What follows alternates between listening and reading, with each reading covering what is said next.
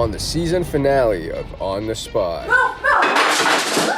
I'm here to win. Right now. You know how much money I paid for this? You know how much money?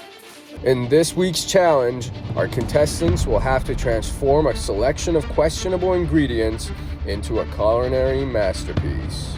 Fire? Yeah, this dish is about to be fire. I'm not much of a competitive person. I just don't like losing. How would they have a cart with no eggs?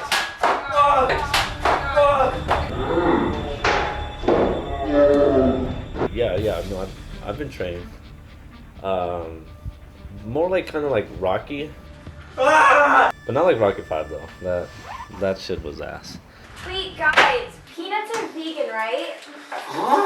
If I win, I want to use the money and donate it to the penguins.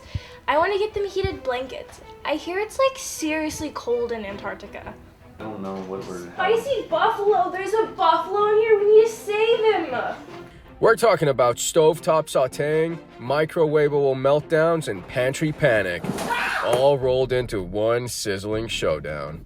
So grab your spatula and get ready for the wildest cooking competition you've ever seen, only on SCTV.